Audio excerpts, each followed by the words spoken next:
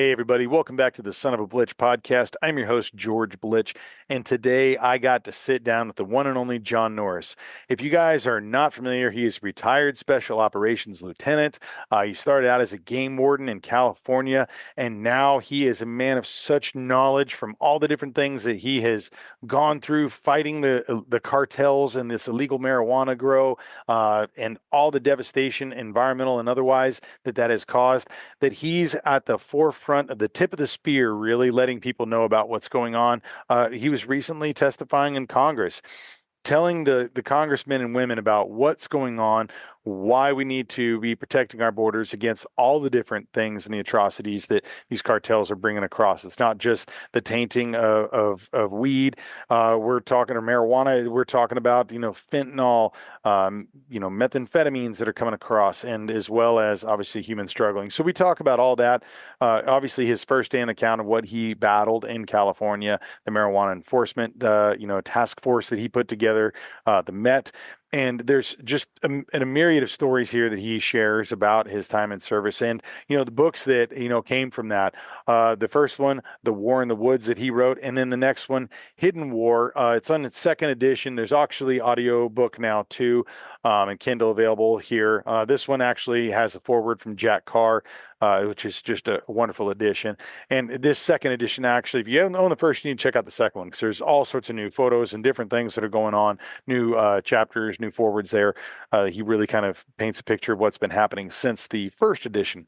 No doubt he's got a third book on the way. He kind of hints at that, as well as some feature film documentary stuff that's going on. But we'll have him back on to announce that and kind of give a little more details when that comes through. And we also get to talk about, aside of these amazing knives that he's developed with V knives and the Trailblazer, of which I use every day, my EDC, my everyday carry is that knife. We talk about his musical career, most recently playing with Area 56, a wonderful group that's up in, Montana there where he is. These guys have so many great tunes that they're covering. And he talks about some other, original music that he's gotten a part of recording, and some things will be coming out soon. So I don't want to give it all away. I want you guys to tune in and learn everything, but make sure you hit the description below and check out all the links to everything he's doing, whether it's the podcast he's hosting with Warden's Watch or Thin Green Line, whether it's the, television shows he's been a part of, or, the authoring of these amazing books here. You guys got to check these out. He is a man of many talents, and as well as many stories to share. You might have heard of him, Meat Eater, Joe Rogan's podcast as well. There's so many things we can go into more depth through, but I think we really scratched the surface and dove into enough to give you a really good idea of what John's been a part of and all the wonderful things he's sharing. And I couldn't be more blessed and honored to have him on this podcast. So without further ado, here is my podcast with John Norris. Y'all enjoy. Well, John, how the heck are you doing today, man? George, I am great. It's great to be on your show finally. I know we've been trying to get this together for about a year, and here we are finally, pumped. Good to see you, man. Yeah, man. Good to see you. And I mean, it's not like you've been busy or anything, testifying in front of Congress, traveling around, putting out your second edition of your books, filming stuff. I mean, we are going to dive into all that. But I figured, just for listeners who may not be fully familiar with you and your story, and we're going to walk through kind of some chronological events here, I figured we'd start at the beginning. Why don't you talk about where you grew up, your love of the outdoors, and kind of that connection to nature that obviously you care so much about and we've seen throughout your career. So just maybe start us at the beginning, man. Where'd you grow up, and kind of, who were some of your mentors guiding you in that outdoor space? Yeah, George, it all started, in childhood. I come from a family of conservationists. Granddad was career Navy. 9 kids on my dad's side of the family, raised fishing, hunting, respect for everything in the outdoors. And then my dad, my uncles primarily were my main guidance. In fact, my dad helped me get through the hunter education course in California, where I was born and raised at 9 years old. I could hardly hold up mom's model 50 20 gauge, but got my first teal with him after passing hunter education and the duck blind. And then it was just off to the races. I was the kind of guy that spent most of my time when I wasn't at school or doing part-time jobs through high school and college, et cetera, before fishing game. I got the opportunity to be a game warden. I wasn't going on frat trips. I wasn't hanging out on campus. I was going into the state park. I was going on ranches. I grew up with a ton of cattle ranchers that had poaching problems on their property. They ended up having cartel grows. There's brandings and as you know, being down in the great state of Texas where you're at, I call Texas True America South, and I'm up in Montana now, True America North. So Yeah, I think we got the North and South covered, brother. we do. But this thing about I'm working with I'm jumping ahead a little bit, Yeah, but it's okay. the cattlemen, and the cattle families that are still working ranches in the Silicon Valley foothills, which is oxymoronic. You don't think of the Silicon Valley, the tech capital of the world, having cattle ranches and a ton of wildlife and resources all over, but you do. You get out of the San Jose Bay Area where I grew up, and it's nothing but rural. It's foothills, remote canyons. Both my books go into it. So working around conservationists like that, working and protecting cattle ranches from poaching, from environmental destruction, but then seeing the conservation in cattlemen, the conservation in everybody that loves the outdoors. And I kind of got hooked with that. And that's all I spent my time doing. And then in 1992, halfway through grad school, I was a criminal justice major at state, kind of waiting. It was really hard to get hired. It was affirmative action, impacted to become a game warden in my state because you'd have like 4 openings and like 10,000 applicants. And if you weren't a military veteran with preference points, you can only get so high up on the list. I Right. was one of those civilians that got as high as I could, and I was right on the bubble at 95%. And then was able to get into an academy with mostly veterans and other law enforcement guys changing careers in 1992, and spent, all throughout California, primarily the bulk of it in the Santa Clara, Silicon Valley area where I grew up as a game warden. And then much later, the team leader and the co-developer of our marijuana enforcement team, our tactical unit, and never really left home from that standpoint because we were statewide. But that's how it started. And man, what a blur it's been. I mean, we're talking like 35, 40 years of just there it was. And it was just such a blessing, brother, to do that. I don't even call it a job. It's a way of life. It's in your blood, and we don't do it for the money because game wardens are not paid, that well, comparatively speaking to other law enforcement in most states. And there's that issue going on, but we're doing it for the passion of the job. We're doing because we just love wildlife, wildlands, and waterways. The saying my dad had was, "The woods are my church." Yeah. And that has become my saying. I think it really epitomizes where we find spirituality, where we find what's left that's pure in America all over the globe with all the conflict we have, the divisiveness. We saw this through COVID, right? We saw so much fear, so much hatred of one another, just utter chaos. And I think it was a great testament, a great test in this country to see where we're lacking community. And the outdoors was such a healing thing through that, in that when depression, suicide, and lockdowns were going on, more people went outside. More people that were from urban areas that mostly walked concrete trails were now in the woods. They were on a lake shore, they were wanting to fish, hunt, or just go out there and breathe. And Yeah. they were finding hope. We had, I think, a 35 to 40% increase the year of lockdowns in hunter education, online classes being done, registered hunters, weapon purchases, people going to training, self-preparedness, the survival mindset. And I always look for the positive, right? A silver lining in an ugly situation. And one thing the COVID crap show showed us is that there's hope, and Mother Nature. I mean, it was Mother Nature that was a spiritual healer for everybody. So I didn't realize how important that mantra would play in later in life, especially recently, but that came right from Dad and Grandpa. And yeah, that's where it all started. Well, I mean, you've also been somebody who's been protecting quite literally, our waterways, our resources, and especially in California when you were over there as game warden, you faced I mean, such a unique set of challenges and situations. And I want to jump into that. Let's kind of talk about that day, when you actually got the call that there was a waterway that wasn't running anymore, and kind of talk about this, because this is, I feel like, an integral step into what that next chapter of your career went with the marijuana and enforcement, or the Met, right? The marijuana enforcement team. And like, talk about what the kind of beginning stages of that, of when you're first learning about cartel growth in these public places and all of the destruction that causes in so many different ways. Yeah, it really was a big shift. It was a big career shift. I call it going from, that's when I call it the darkness started, when you went from light to dark. And not to say that the first part of the career doing traditional hook and bullet, hunting, fishing, angling, streambed alteration, hunter education tasks as a game warden was, was any less serious, right, or any less important than Sure. what we did on the Mets side, because some people, confuse that, like, okay, or are you saying that this is all that's going on out there? And no, it's not, Right. not at all. But when I started my career, the biggest thing we learned in the academy to make your name as a good game warden, embedded game warden, was when you can go out and catch criminals that are deliberate, spotlighting poaching deer at night under a light when they know it's illegal, maybe behind locked gates, maybe they're baiting animals in a state where you can't bait, whatever. When you start making cases like that, you kind of cut your teeth as a real operator, right? On the game warden front. Yeah.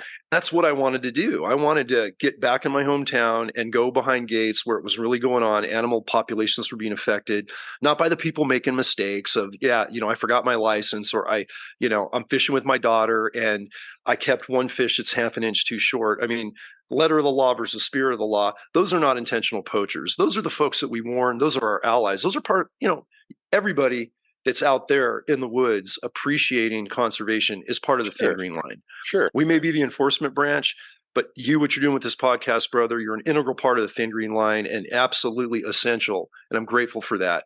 And one thing that was so cool about being a traditional game warden was that 95+% of everybody I met were probably armed, right? But in a good way. They were not adversaries; they were allies. I would spend hours sometimes on shorelines or in deer camps, talking with men and women and children that were happy to see me. Unlike most law enforcement, when they're knocking on your door for domestic violence or they're stopping a robbery in progress, that person isn't happy to see you, and it might get very violent.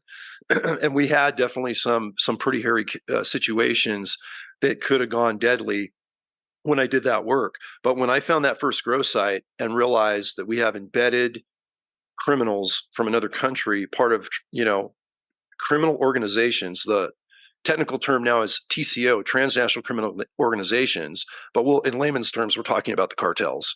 Yep. Whether the Mexican cartels not far from you across the border, or the Chinese, crime groups, or whatever the case may be, we're talking about organized criminals, armed, making billions of dollars of profits in black market cannabis and fentanyl and human trafficking and methamphetamine.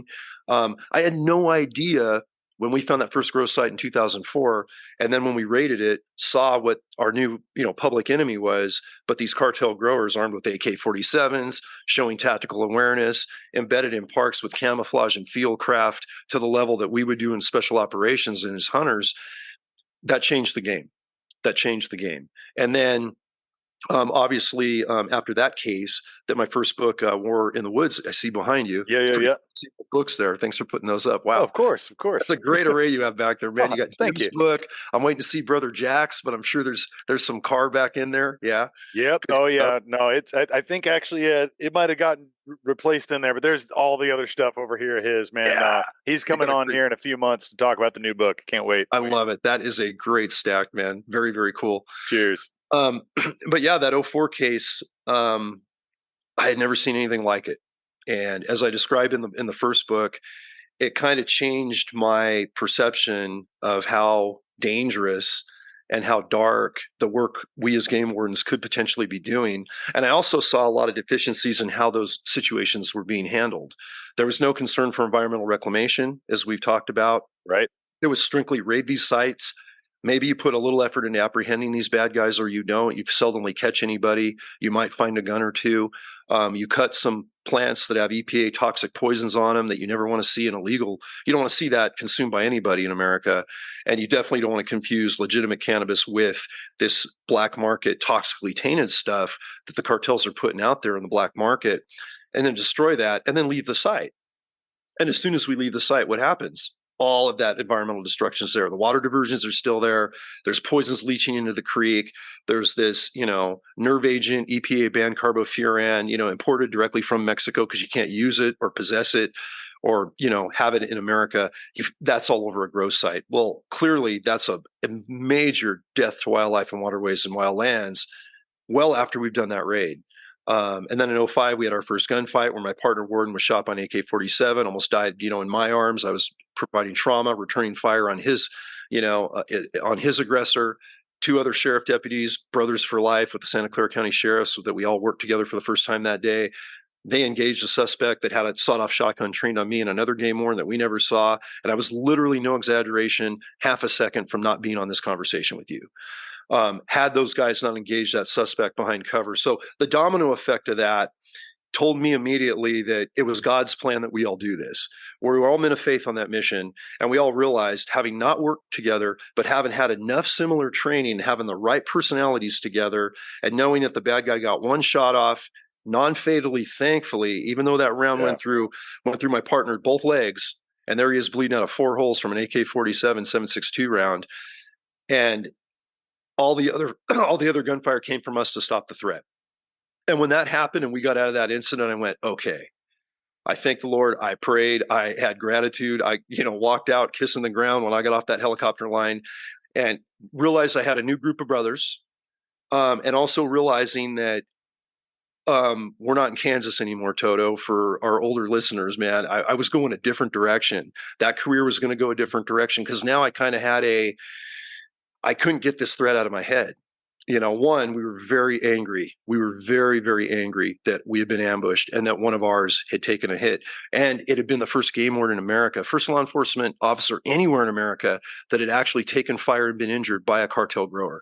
And it happened to be my partner and a game warden in the Silicon freaking Valley foothills, in one of the most affluent, high-paced communities you're going to see on the globe. So it didn't add up. It didn't make any sense. Little did we know at the time, George, that was just the tip of the iceberg. And that these cartels weren't only embedded all throughout our county of Santa Clara, they were all over California, they were embedded in 27 other states.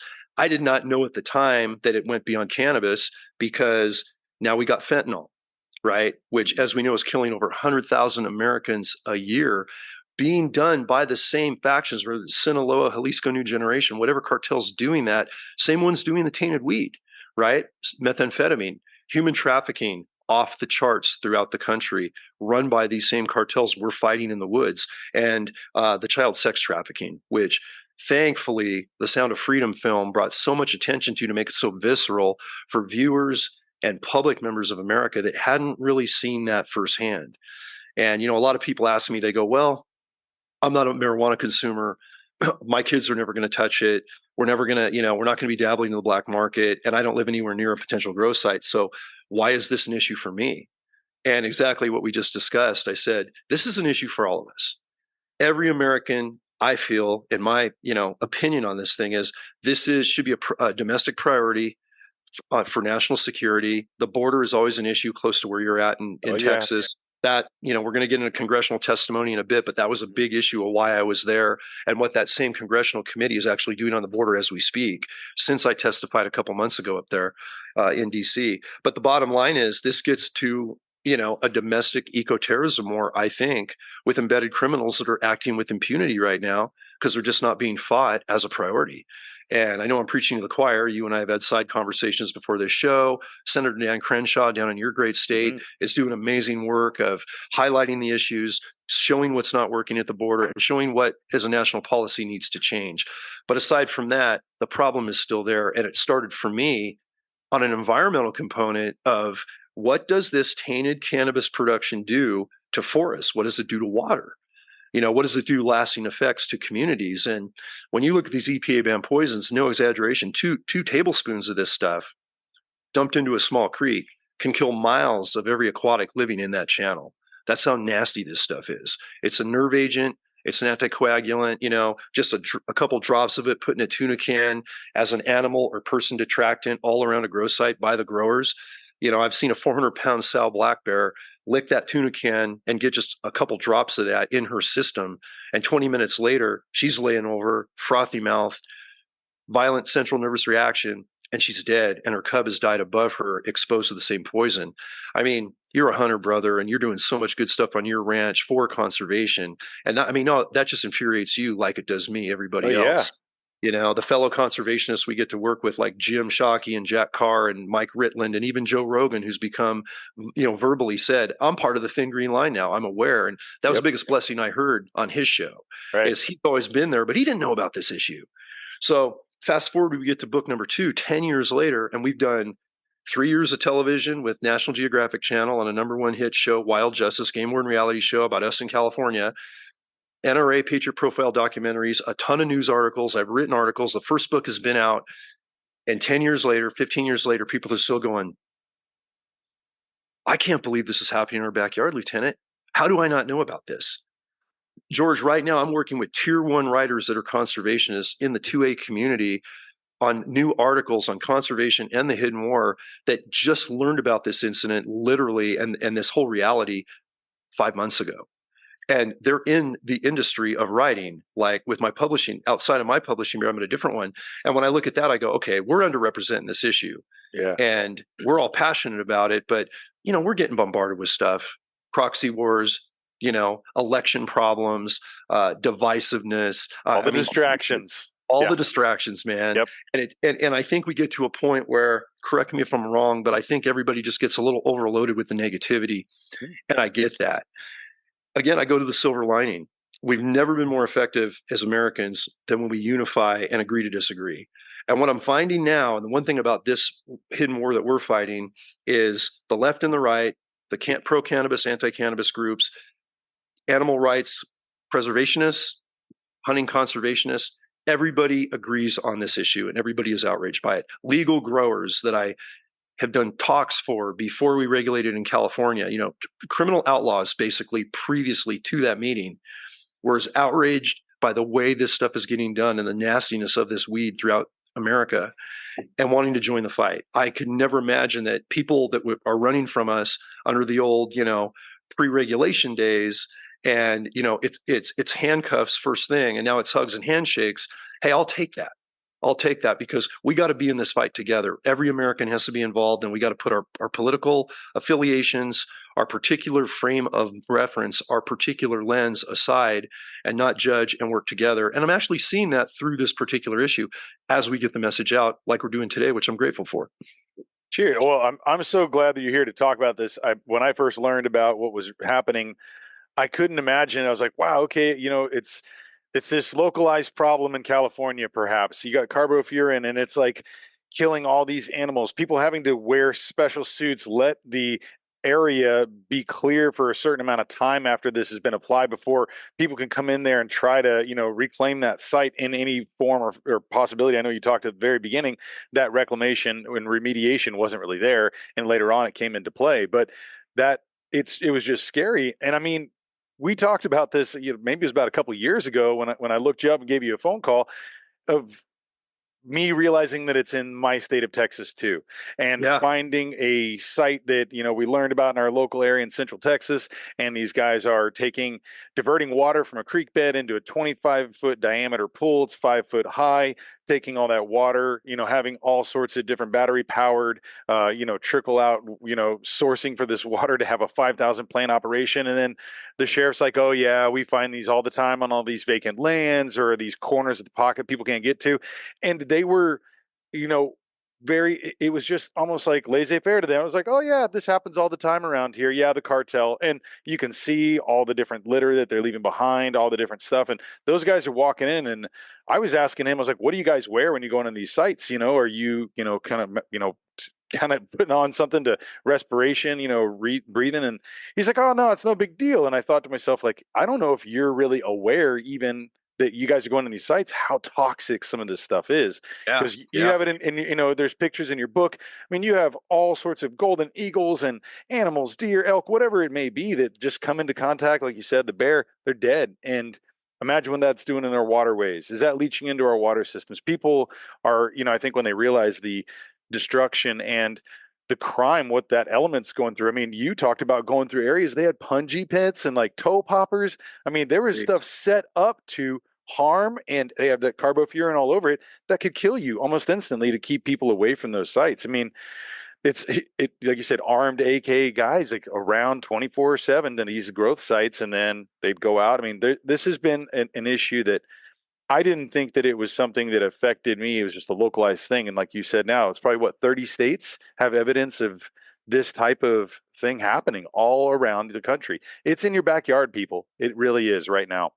Yeah, no, that's spot on, brother. You're right on the money with that. And the thing about it is it's beyond 30 states now because certain states that have regulated, like California. And I always said, if you're going to regulate cannabis, please regulate it correctly. Yeah. Get these organic growers rewarded for doing a good job, get it in a legalized market, make sure you break the back of the black market by not making this stuff too expensive, whatever you need to do. Right. And unfortunately, we did just the opposite. I had a little bit of pride that in my previous home state of California, we're the weed state of the world, Right. knowing that we grow weed for not only most of the country, but other countries as well, because we're just that Mediterranean climate, right? One of six Sure. in the world where you can grow from February to almost December, and certain years outdoors, and then indoor hoop house, things like that.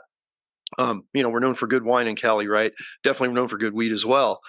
And I thought, this is going to be great. This is going to get all those illegal growers out of the dark. They're going to become our allies. And that's what started. That's what everybody tried to do in 2016 when this started. And of course, the legal growers realized the black market's killing us. The cartels are still running with impunity.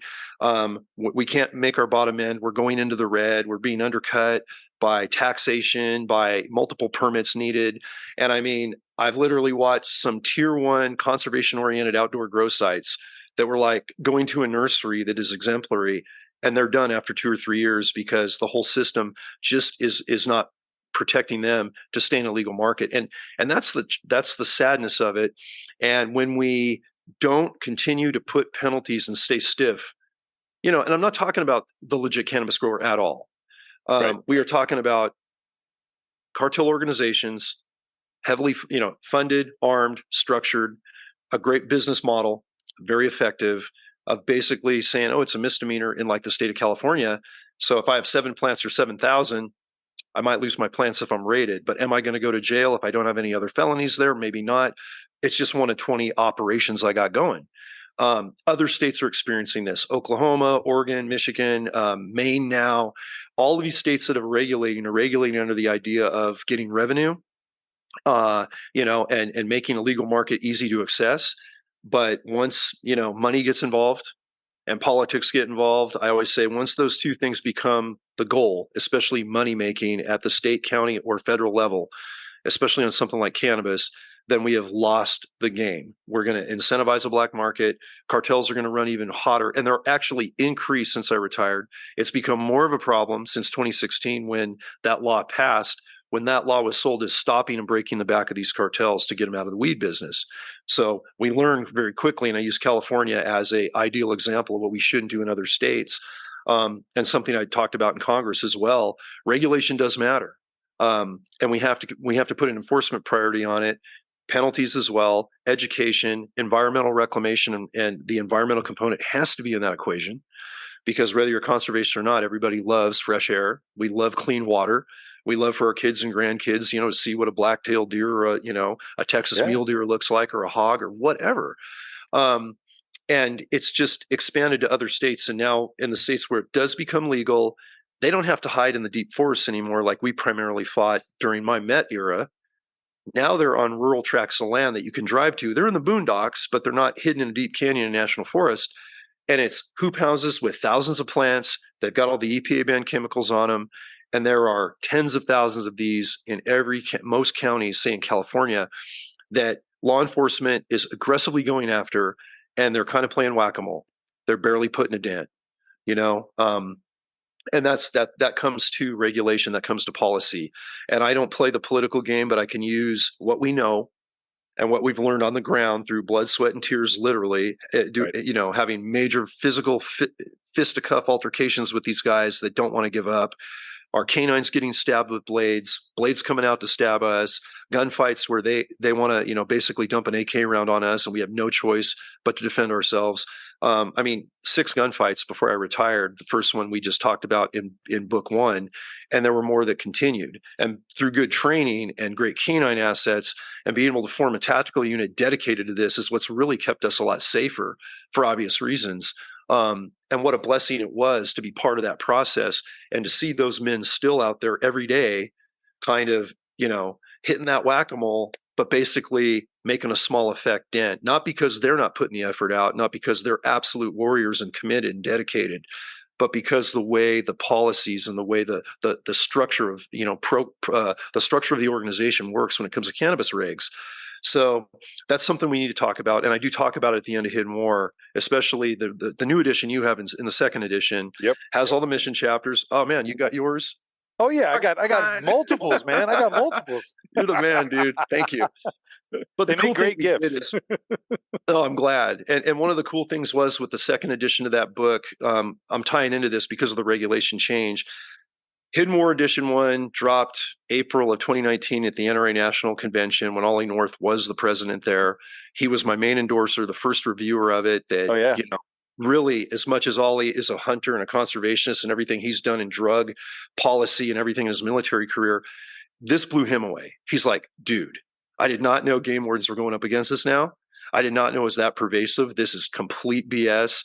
I'm going to not only write a blurb, I want to launch this. So you got to have this published and like ready at NRA Annual. Well, that was April, George, of 2019. Our publishing date through Caribou, and that's Gun Digest Recoil. That's my publishing group.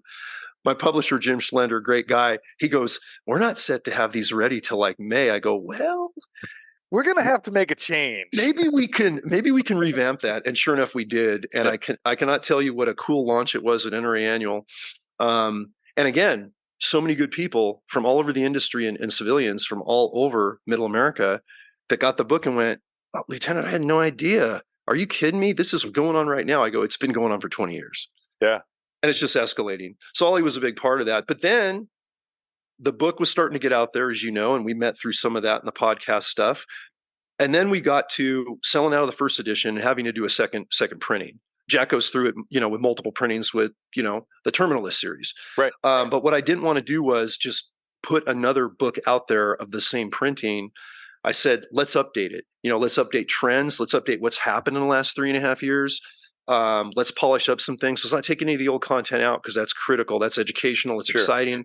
And so I wrote a new introduction, as you know, that kind of brought you up to speed through COVID, through the border change, through the administrations, through lockdowns, what happened in America through divisiveness, how the cartels said.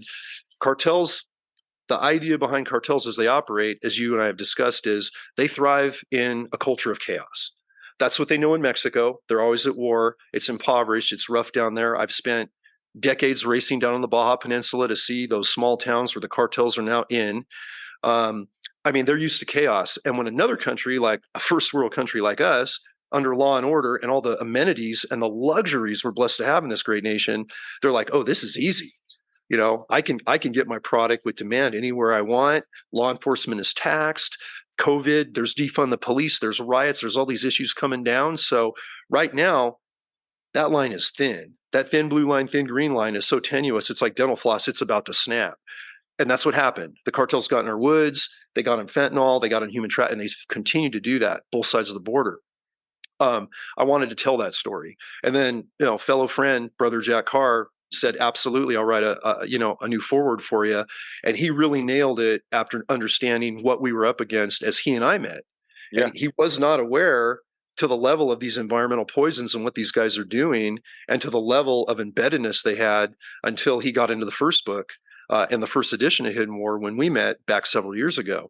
And so, again, thankful to all you guys for broadcasting it. But with that forward, my introduction, some polished points on the chapter, you're not just getting a reprint of the first edition, you're getting more material updated and all the old good stuff. And then I reread and we just launched it on Audible. Finally, we got that file up on Amazon to show that it's a different book. And that's a lot easier for people. And I don't know if you're noticing this, but you're a big book guy and I love how much you're into good authors and reading. But we're finding that I like a print book always. I'll take a print book to read anywhere I can. But when I'm tight on confines, I'm on a Kindle or I'm on Audible. Right. Yeah, absolutely. I'm listening to that Audible author, because I can do a little couple of things. And what are we doing? We're listening to books and we're listening to podcasts, right? Yep. We're not watching a lot of news and we're not holding a book and reading a lot.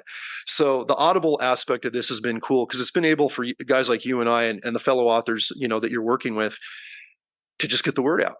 Yeah. And for me, it's always been about just absolutely grateful to have the opportunity to talk about something I and all of us, you and all your listeners and most Americans, again, regardless of where they sit on the conservation realm, are passionate about if they just know. And I've been fighting an uphill battle, and hence the second book was named Hidden War, because War in the Woods and Hidden War were 11 years apart.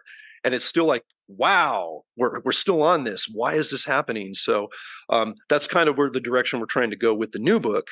Before we go into a third book, because this stuff is so hot and proximate right now, and now I'm finding myself in the world of dealing with the fentanyl issue and discussing that, and human trafficking, especially understanding that, again, the cartels we fight in the woods are the same cartels. These are poly criminals. They're making billions, not millions, billions of black market dollars off all of us. And America, I literally call it it's basically, the middleman, and we're leveraged. Our public, our wildlife, our children, they're basically the expendable, for these criminals that honestly have no concern for environment. They have no concern for humanity. They're all about money in kind of a savage way. And a lot of that I go into in the book, and we're not making a judgment. We're just talking about the actions of how we are treated and how we are perceived by criminal organizations like this.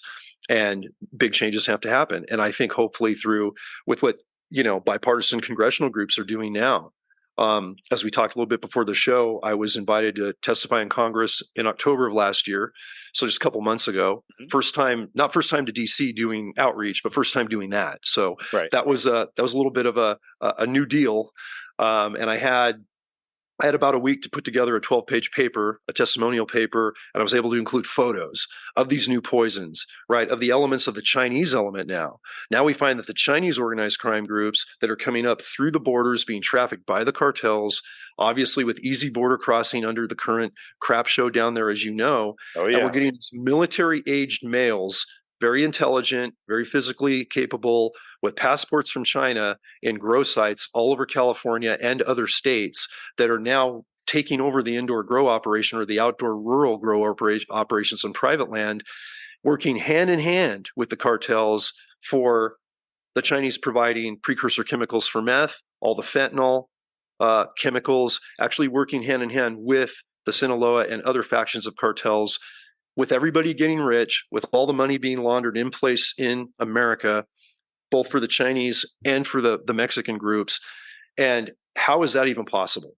How can that happen in America with the amount of fentanyl deaths we have, with our children being targeted, with human trafficking off the rail charts, and this EPA banned poison toxic cannabis still getting out in the black market everywhere? How are we not looking at this as an internal war that we have to win for the sake of our people? I hope we're getting there. I hope we see a change here in the near future. I think if we don't, we're going to have some we don't have a lot of hope going after that. But one thing, George, when testifying with that committee is, even though it was bipartisan and it was, a Republican committee chair, Chairman Gosar from Arizona, great guy that brought that committee together, everybody resonated with the message. And when I had 5 minutes to speak, and then they had 15 minutes between all of them to Q&A. And up on my YouTube channel, I have all that edit, so people can see exactly the questions that were asked and how unaware many of the congressmen that were from the border, focusing on the border and focusing on the cartel problem for the sake of all of us, wired right, how unaware they were of Silicon Valley, embedded in America, environmental. What are these EPA poisons? Whoa. I mean, this isn't just a border issue now, it's everywhere. And that's really what I was able to speak to. I'm very fortunate to do that. And response was very positive from both sides of the fence in that Natural Resources Committee in our U.S. Congress. So everything like that is an opportunity to spread information and hope you get to the right influential people that can change policy, that can change film. I think, I'm a big film buff, like I'm a book buff, right? And again, I'm going to talk about movies that impact us, that drive us and make us emotional. They're not necessarily feel good all the time. They're not necessarily most comfortable, but they grab us. And I'm going to go back to Sound of Freedom. Yep.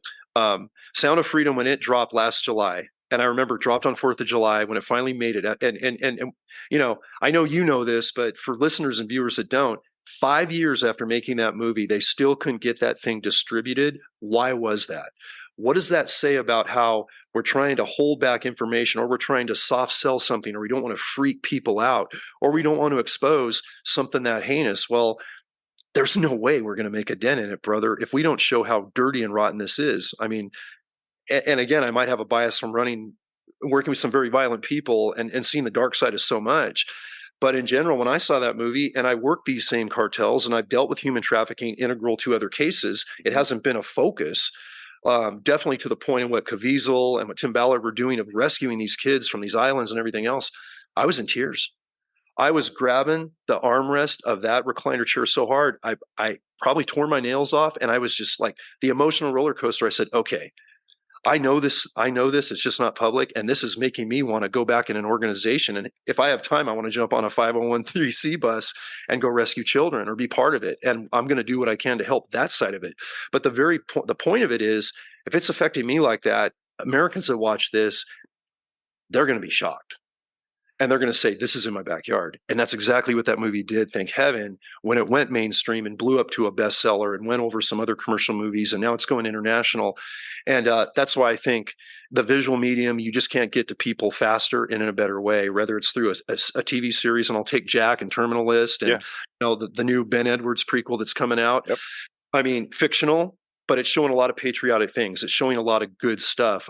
Terminal List, because Chris Pratt himself as an A-list actor playing James Reese is a conservationist. Jack, of course, is a fellow hunter and conservationist. Mm-hmm. And to see Chris dabbling in those scenes in the first series of Terminal List was just magic, man. I knew it was coming. Jack and I had talked in our different dealings, but I went, I want to see Chris pull that off. And it just gives me the chills thinking about it. But that had such a popularity and so many people viewed that, and it was so quote unquote unwoke, and it was so patriotic, and it was so anti-establishment of the previous Hollywood norm for success. It kind of changed the way Americans are looking at their information. And I think we're seeing a little more patriotism in it to show that the Maverick Top Guns can blow it up and show patriotism in a good light. Mm-hmm. You know, men can be men, women can be women.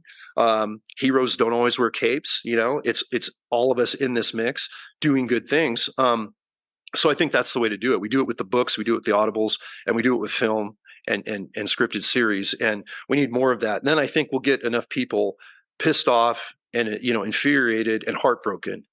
I mean, dude, that movie rocked me. And it rocked my family when everybody watched. I was like, wow, that's going to shake some trees now that and it has. It absolutely has. I mean, it is, you've seen the social media responses from big players, how critical this human trafficking thing is. And if everybody makes a connection to weed, to fentanyl, to meth, to human trafficking, to our children, I don't know one American, regardless of where you sit in this nation, that wouldn't say, oh yeah, I want to know, I want to be educated.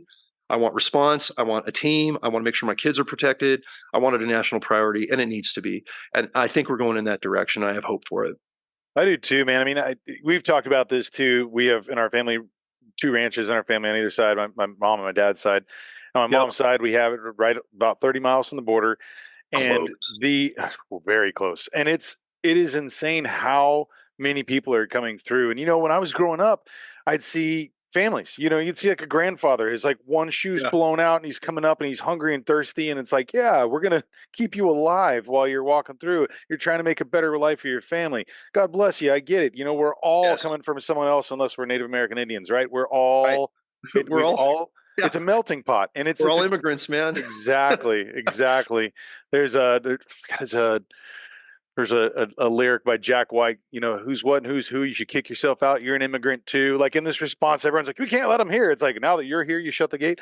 But you have to do it in a systematic way that doesn't put pressures on these systems. You can't let certain types of behavior and criminal activity in, and we're endorsing that. Like you're talking about, like, I remember you were mentioning how, like, one time they like flood this one particular area, all the response comes in there to try to slow down that area. Well, all they're doing is just that next seepage of spots. They're throwing people through there. And I've had, Border Patrol, game wardens I've talked to in South Texas where they're saying, last week wasn't bad. They're running in groups of 100. Sometimes we're seeing like 200. I was like, that's good. But it's all military age men. And occasionally we've seen on our game trail cameras and stuff that if there is a female, usually she has her head down and there's someone with their hand on her shoulder walking her through the brush. You can tell she doesn't want to be there. For a fact that it's like, it's not these families that you're seeing come across anymore. It's a whole different thing. We've got guys with backpacks that are threatening to kill people who are working on our place in Spanish to each other. He was married to a Mexican woman. He knew what he was saying. He's like, he's this white guy. He's like, hey, by the way, I'm armed and you're not going to take me and you're not going to take my truck. And it's like, they are by any means necessary. Who knows what they got in their backpack? That could be $20 million worth of fentanyl between them. And if they get caught, their family members are going down. They're enslaved in that traffic too. They might not even want to be there as mules, but they're having to be, otherwise their families are being killed. It's a ruthless thing that's happening with the cartel in every single element. And I couldn't be more disgusted and sad at what we're seeing Yeah. on a day-to-day basis, but at the same side, there's two sides to every coin. I couldn't be more happy that there's people like you that are shining a spotlight on this, because that darkness is out there, but until we shine the light on it, do we not need, that's when we see what we need to fix. And this is something that is across the entire country in different Yeah. elements. Like you said, it started out maybe in your awareness of, this illegal growth and the environmental and it impacts that it's happening. And then, oh my gosh, the criminal impacts. And then we're Mhm. seeing this in fentanyl, meth, all the different human struggling. And like, these are, again, I'm not trying to just reiterate everything you say, but I just see it, and I am wanting to make sure that people are aware and that they can do something about it. And I'm glad that congressmen and women who didn't even realize the levels of this issue are now being it's brought to their attention. Hopefully, we can see change. And I guess that was kind of a question I wanted to ask you: is like, what, aside from maybe like teams that are being formed to unilaterally fight this, what are you seeing as some stepping stones you can say this is successful, we're making some grounds here? Or is that something that you can say?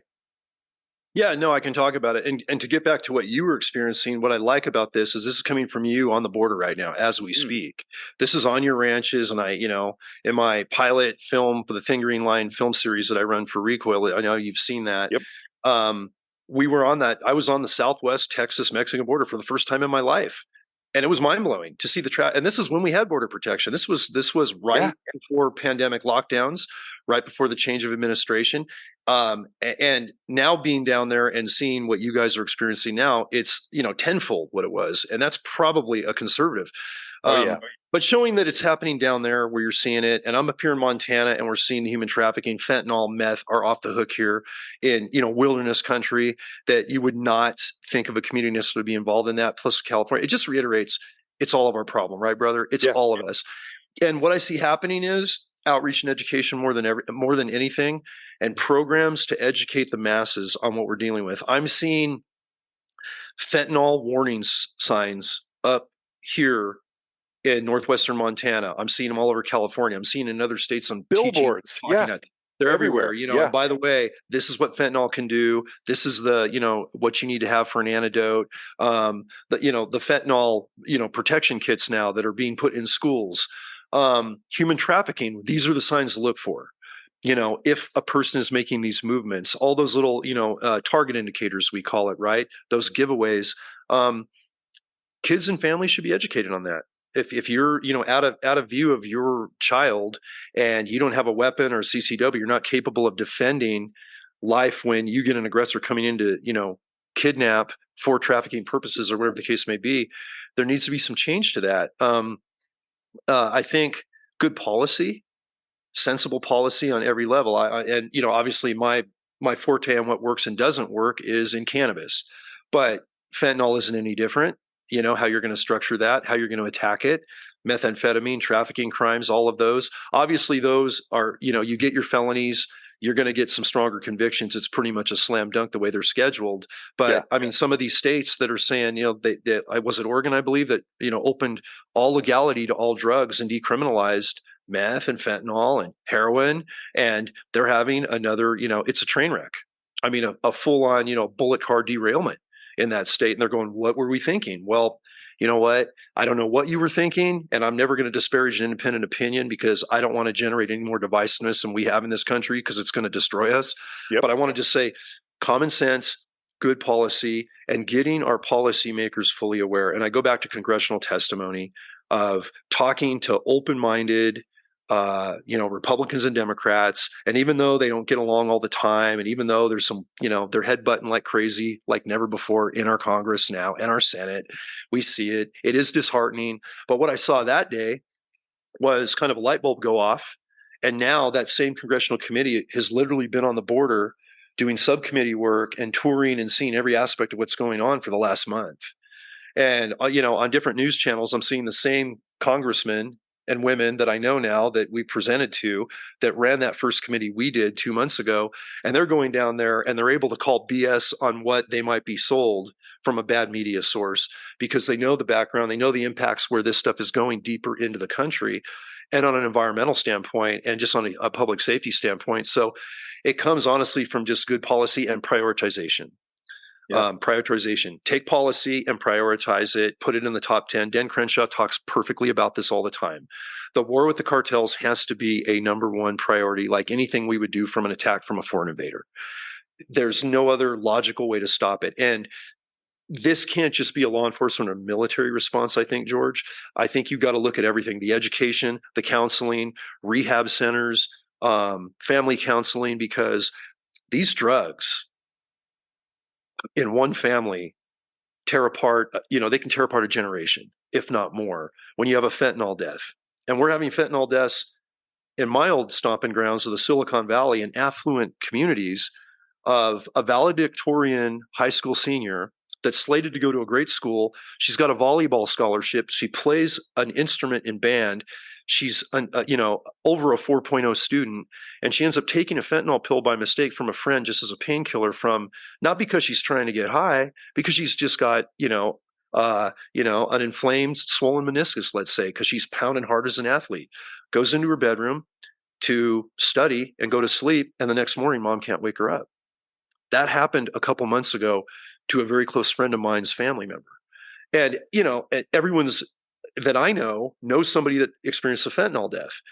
If you're in California and you live in a rural community around cartel, whether it's Chinese, Mexican, or whatever weed, everybody has a story of gunfire, of, their dogs being attacked, guard dogs attacking them from other farms, their kids at risk, major other criminals, human trafficking going on in these grow sites.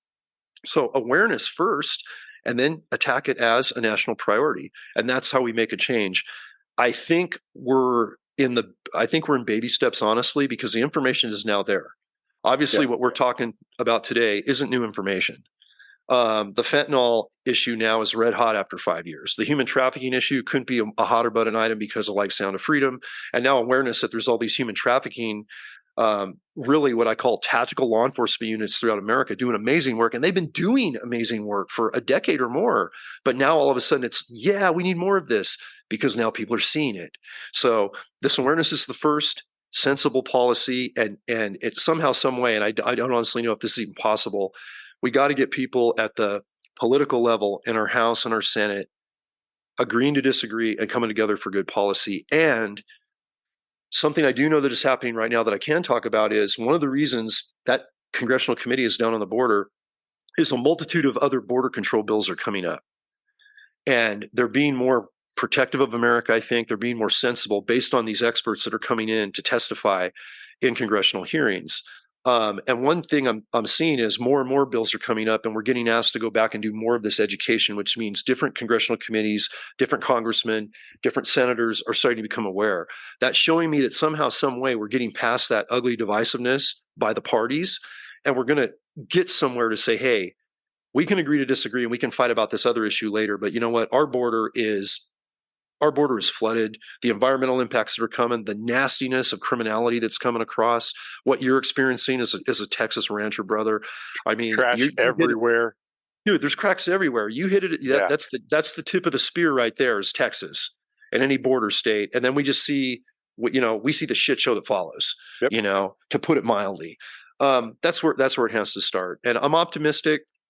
And I think a lot will depend on what happens in November this year. Yeah, no, I think that's gonna. I really do. It seems like that topic is being brought up more and more, and that it's almost like a forced issue that was just kind of swept under the rug before.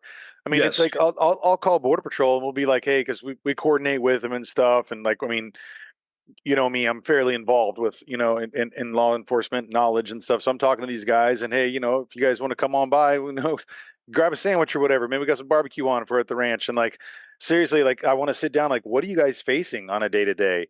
And there's times where he's like, hey, just so you know, for the next week, there's no one in your area. And I'm like, wait, one of the head spots of Border Patrol, like one of their main centralized units is just down the road. And I'm like, I know how many people work there.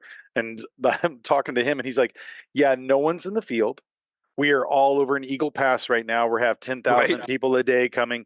Yep. We just for the next week, if anything happens, be mindful, keep your Yeah. head on a swivel, and stay protected, and make sure you keep one in the chamber in case something ever happens, because we're Yeah. seeing numbers and we're seeing a lot of violent offenders come through right now. And I'm like, what? Like it just the sheer amazingness of like how a whole area in this county is not being serviced by our border patrol because of how overrun they are, how few dollars are being sent that way to really protect our border, how easy it is for people to come across. I mean, we're finding backpacks left and right. And for the most of the people that are coming, and I mean, it's I think the number that maybe you had said it, it's like $33 million a week is Yeah. being like transferred through the cartel by just humans Yeah. struggling. And even they're just bringing regular people coming across to try to make a better life, that money, the $6,000 to $7,000 per person was a number I heard of what they're paying to get across. And maybe you verify that or not, but the idea of like how much is coming through, they're coming across full backpacks full of clothes, change clothes, and just walk into the town. And they Yep. have a network there to be able to take them out to major cities. I have friends in Denver who are talking about how overrun they are and how they just there's things are bursting at the seams, and unless you really are in a community that sees it firsthand, you don't know. I mean, we can't keep up with just the trash on our property, just the people coming across, and that's just people. And then you talk about like the environmental impacts. That's not as much in our area in South Texas, but in Central Texas, that illegal grow stuff, all the stuff that was through there, I'm like, I don't know what our waterways are polluted with right now. I don't know what's happening, Right. but I know that left and right, there's more issues that are compounding, and we see it in Texas a lot more than maybe other states. You know, some folks up in New England, my friends are like, "What's it like down there?" And like, here's what it's really like. I don't know what you're getting reported, but it's an issue. You know, we have hundreds of people coming across our, property on a daily basis, and you know that they're all not there with the right minds. You got these guys with the big old backpacks. You know, they're not You know carrying what's up. diapers, man. Yeah. You know, it's Yeah. not goodwill.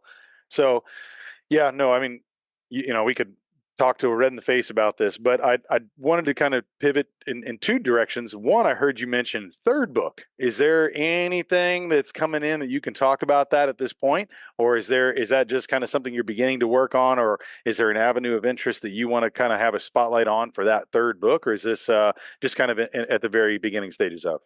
It's beginning stages. What I can say at this point is the discussions I'm having with my great publishing team is we're going to stay on some of these issues that I'm still continuing to fight because they're relevant. But let's just say there's a lot of traditional work from the past that paved the way for the future, and some cases no one's heard publicly that are mind blowing, that really led to a lot of stuff we're doing here.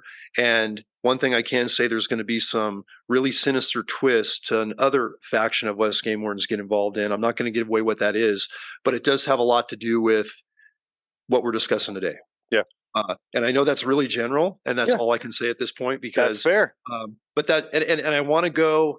I definitely want it. It will stay nonfiction. I've had a lot of fellow authors and friends go, "Hey, are you ever going to dive into like CJ Box, who does the Joe Pickett series? He's a good friend. He's been on our Warden's Watch podcast twice now. You know, he catalyzed the Joe Pickett TV series and went 2 seasons on Paramount. Thankfully, they got something about game wardens on, a scripted somewhere. Um, but CJ just keeps mixing it up in his books, and he can do that fictionally. And I've had a lot of, CJ included, does, and these guys say, hey, would you go and do something fictional? Eventually that'll probably happen. But there's still a lot of non-fictional stuff that I think will be really beneficial, not only from the thin green line perspective, but just from domestic security, love for the outdoors, and bringing kind of conservation in as some of the healing elements that we talk about today, Yeah. from experiences that go, way before and up through the COVID pandemic and that mess. So we're dabbling in areas like that, and I'll have some stuff in the not too distant future on that. Yeah. Good. Well, I look forward to it. Whenever that's about to come out, we'll have to have you back on, kind of announce it Heck as yeah, well. man. Yeah. And Yeah. I'd be honored. You also are talking a lot. I mean, let's talk about your podcasts that you've run and Warden's Watch, Thin Green Line. Let's talk a little bit about what you've done. And are you still very active with that? What is it that you're kind of putting the focus on? I know you've done some filming and things. So, what's in your day to day? And can you maybe just kind of give people, if they haven't listened to it, what they come to expect and where they can tune into that? Yeah, for sure. I co-host Warden's Watch podcast. The founding member of that is Wayne Saunders, lieutenant, good guy out of at New Hampshire.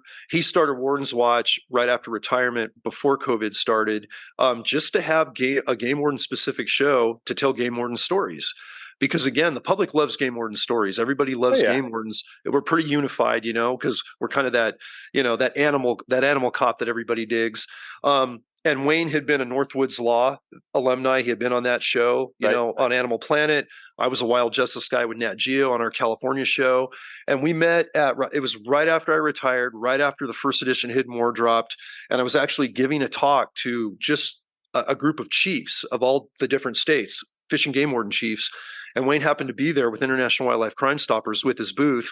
I set up my book booth. I'm going to go speak to the chiefs on the Hidden War issue because I have a pretty dynamic PowerPoint presentation for agencies or civilian groups that want to see this. Sure. Where I go in a little deeper than the book. I have ones just for law enforcement groups that go into the trends, the safety protocol, the officer involved shooting debriefs, because I debrief about 4 of the 6 OISs or gunfights we've been in for training value, lessons learned, and how they went. But I can get into the weeds really, really deep, with LE groups. And I was basically doing that for this Chiefs group. And then Wayne had me interviewed as a guest on Warden's Watch that day. I didn't even know about Warden's Watch. And we loved talking. It got into the whole Hidden War issue, which he did not deal with in New Hampshire. And then a couple of weeks later, we started talking. He goes, "Man, it'd be really cool if how'd you feel about co-hosting? Because you got the whole West Coast, and you're national now, and the reach is growing, and you got Rogan and Ritland and Jack and everybody, working Ranella. together on Yeah. this stuff. All the Yes, R's. yeah, it's all the R's. All Yeah, the Steven R's. and his meat eater crew. Um, and I said, yeah, let's try this out. So we just started through COVID, co-hosting, and honestly, I'm way too underwater with other things to co-host every Warden's Watch episode, because Wayne will do those in real time on the East Coast. He'll do it at a trade show, or he'll do it remotely. But I will jump on as many of those as I can. Yeah. We always do Thin Green Line together because we kind of started that one together in COVID, thinking, you know what, we're sitting around in lockdown. We're not twiddling our thumbs, but we have a lot of frustration with the issues going on. Why don't we start something called the Thin Green Line that we can bring in non-game wardens? We can bring in any conservationists we want. Jack Hart was one of our first guests. Mm-hmm. We can bring in Ed Calderon. We can bring in Oliver North, who doesn't do podcasts. And I got Colonel North on, and we had longer than he's ever talked on a podcast, one of the greatest conversations ever. Yes. Barry Kirch, my friend from the band Shinedown I'm close to. He's a drummer, but he's a conservationist. He has a deer lease. He's an outdoor culinary cook. I mean, that band is wired right when it comes to love for the outdoors and wildlands. I didn't know that. So we've had a lot of really good guests. We've been able to mix it up. We can have musicians, we can have athletes, we can have actors, we can have novelists, people like that. We can have biologists, we can have, SEAL team guys, we can have other military factions. And we've done that. And that's where Thin Green Line goes. And we usually put out about 1 episode a month with us. It's not so much quantity, but quality. Right. Finding the right guests and then getting our schedules to align. We've got some really cool ones dropping that we just put in the can. And basically, if you just go to wardenswatch.com, or you look it up on Apple, Spotify, we're on every platform. It's free to listen to. We have a Patreon type deal if you want to see video content or get, behind the scenes footage. We have the triple threat pack option where you get a Hidden War book personalized. You get one of my Trailblazer folders, one of the blades that I know you're really familiar with. It's my EDC, man. I know, man. I'm honored. And every day. And not just you pushed them out into the community. You got a little battle contingent. So I got to say thanks. You're welcome. Well, we go to the ranch, man, and there's 4 dudes there who've got the same knife. So one of my buddies, Matthew Mitchell, he's got the MM on his. This one's marked over here to make sure. I'm telling you, man, it's the best thing. I was a knife lover, and I got 2. That's like in case I leave one in the truck, I got another one, man. They are wonderful knives. Well, let's jump into that for a second too, man. Let's talk about V knives and about the Trailblazer and exactly what's going on. I know there's some new knives that came out recently. Why don't you just lay it out for folks where they can go and learn more about it? And I think I'll just kind of preface this with the idea. It's like you designed that knife with your buddy based on all the things that you wish you could have in one knife when you were on the force, Yeah. correct? That's the best way to say it. And I got to give a big shout out to Mike Vellecamp, who's the founder, CEO of V Knives. And, Mikey's been in the game since, running the Spyderco factory in Golden, Colorado in his 20s, way Yep. back when I started my career in the early 90s. We happened to get, introduced at the perfect time, didn't know anything about each other, literally 7 days after I retired from operations at the end of 2018, before Christmas. He's a rock and roll guitar player, metal guy, writing an album right now, been in bands growing up. I got to talk about that because you're a music guy too. You were quite the shredder yourself. Yeah, I've been Cheers. following you, brother. That's awesome, George. But the thing was, when Mike and I hit it off, he goes, dude, I had no idea about you game wardens doing this. I'm all about the thin green line. And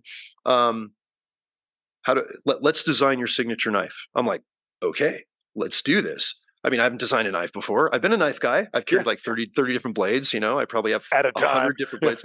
Yeah.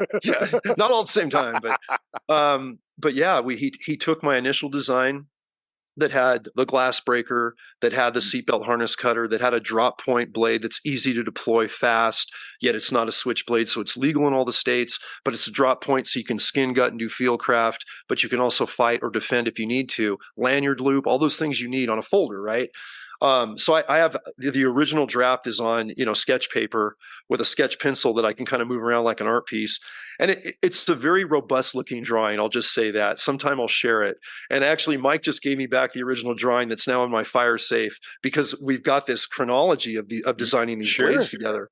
And the thing that was just great is he looked at it, he goes, okay, I see where you're going with this. He goes, that is a really, really hardy, robust Studebaker. Let's put some Ferrari into it. I went, and he's a rock and roll guy, and V Knives just has a great, great edge with good quality. I'm like, I like this guy already. He's a big Rush fan. He knew Rush. I'm a Rush fan, very influential growing up. But all the other metal bands that we grew up in were of that same generation, like you. So we ended up talking music and playing guitars more, and me listening to him shred. The first meeting that we ever did anything on the CAD drafter, and then we finally designed the knife on the second meeting, and that's what the Trailblazer that you carry has morphed into.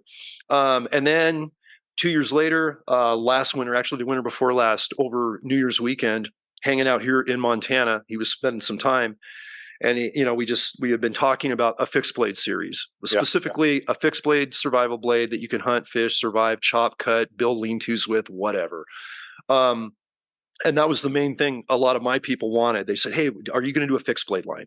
I said, eventually, yes. Well, now we're finally designing it, but in the process of designing that, Mike also said, hey, I'm getting a lot of inquiries about a small fixed blade, a possibles go-to backup knife for law enforcement and military. And ironically, I had been getting those same questions, but I said, we're probably only going to do one because I don't want to overtax the system. I mean, we have a whole, a big lineage of new products coming out. And I didn't feel very, I thought that would be a little too much in the Trailblazer for the moment. But Mike said, no, I think we got to go for it now. We should do 2 knives. And so that's how the Trailblazer full-size fixed, and then the Delta blade came out. And the Delta is just that little go-to, drop point fixed blade with the removable thin green line scale handles, skeletonized underneath. It's in a Kydex sheath. It's become my carry field knife for hunting especially. But put it on your short haul harness. If you're an operator, you got to cut yourself out of a helicopter harness or cut yourself from a line, swiftwater rescue, you name it. I mean, it's just a good little fixed blade. And the full size Trailblazer is a 5-inch blade, robust, the tang on the back is a 1/4-inch nut driver for the glass breaker, and you've got a built-in sharpener in the sheath. I mean, Mike thinks of stuff like that other companies don't do. And on a fixed blade, you can sharpen every blade you have from any manufacturer as long as you have that fixed blade sheath somewhere close. So they've been real popular, man. We're sold out of most everything for first run. We're going to be going into our third run of Trailblazer folders that we're on the third year of those. And we're almost sold out of the line of fixed blades. I think I'm down to 2 Deltas, and they're gone. And we made the mistake of only making 1,000 of those blades. Our distributors got 70% of them. And between what I got from the company, from my side of the royalties, and what Mike's selling out of our retail store and through our factory, I can't get any more Deltas for another year. And I have a handful left. And I'm going, oh man. So we're definitely going to make more next time. But just a real right-minded company, a true friend and brother. I mentioned his album because I know we got the music, and we're going to talk about music. Yep. But he told me years ago, he said, I've been in bands off and on for a lot of years, but it's been my dream, my bucket list. By the time I'm 50, I need to make a metal album of original stuff that I'm going to write, bring a band together, and tour with this thing. And he goes, and what I'm thinking is, I want you to co-write the lyrics with me for a song called Hidden War, and we'll write the music. And then we'll make that kind of probably the first single we release because we want to get that message out. And I got to sing in the studio with him a month and a half ago to do the backing vocals and harmonies on a song that he wrote the music for, that we wrote the lyrics for together. And it's such a treat, man. It's an honor, and it is badass. I teased it a month or so ago. It's all mixed. It's going to drop soon. You'll definitely be in that loop. People have access to it. I'll put up the lyrics and people can see what it's about. But that's been a fun project, sharing the music. The other songs on the album that I've heard so far, because about 6 of the 12 that are written and produced are mind-blowingly cool. Cavalcade, that goes back to our forces storming the beaches of Normandy and what the Nazi regime personified, and how it's written musically and how it's written lyrically. You know that as a musician, when you find the music to match your lyrics and you set that emotional tone, you got a hit on your hands. If they just completely symbiotically are synonymous, And that's what he did with Hidden War. It's what he did with Cavalcade. It's what he did with Drift and Scarecrow. And I'm only throwing out a couple names of this album, but it's really good stuff. There's going to be some videos to it. There's going to be a Hidden War video to the Hidden War song that's going to show the stuff that we're fighting. That's going to show the poisons. It's going to show what America is facing. And I think, we talked about cinema and we talked about TV. Music gets to people. In the band I'm in right now, Area 56, our little, classic rock cover band up here in Northwest Montana, our bassist, Seth, fantastic bassist, completely different politically backgrounds, didn't know about this issue. All the guys got books when I met them from actually the first edition of Hidden War they got way back in the day, and now second edition. And it's just neat seeing musicians gravitate to doing songs that are going to have a little bit deeper meaning than just a feel-good hard rock ballad, soft, slow song dance, whatever you're looking for. I like something that hits hard, and it hits hard either emotionally in a sensitive way, or it hits hard emotionally in a passionate, oh man, we got to change something, and I can't tell you how much positives we're getting from all the critiques that we're having out early, all the critics for like Hidden War and Cavalcade and things like that. But music is magic, man. And that's been a real sidebar for me. That's been absolutely a blessing and a way to get out of all the darkness of the law enforcement job I did for so long. And even to be constantly reminded of it when we do stuff like this, because it did end for me in retirement. Obviously the kind of the landscape got a lot bigger for me from the standpoint of outreach. Right. And now, the pen has become mightier than the sword. I'm not, pushing a, piston-driven 308 POF with my boys anymore, and I miss them every day. Sure. But I know being able to talk freely, be able to put the message out, being able not to disparage anybody, disparage no state, disparage no, political realm, let people learn for themselves, talk about what's really going on the ground. And when I was employed and an operator, there's no way I could have done this second book.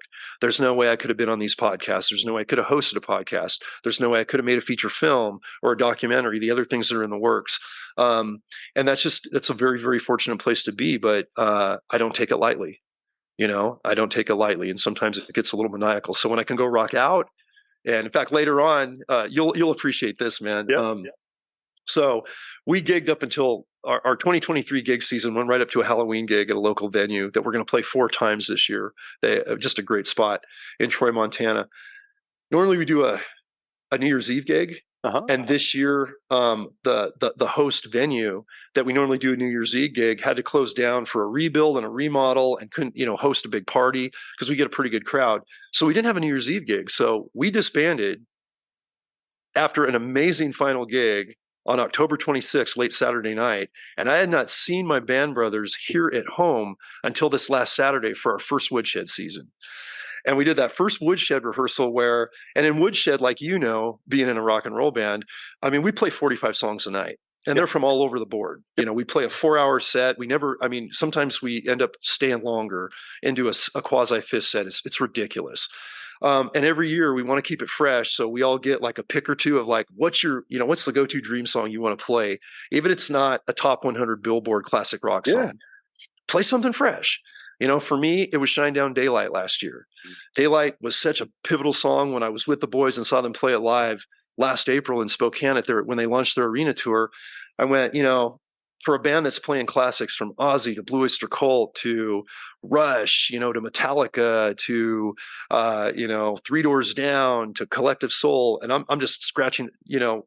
Those are just some of the yeah. You mentioned dozens and dozens. yeah, you mentioned Jack. I mean, we do Seven Nation Army. I mean, Yep.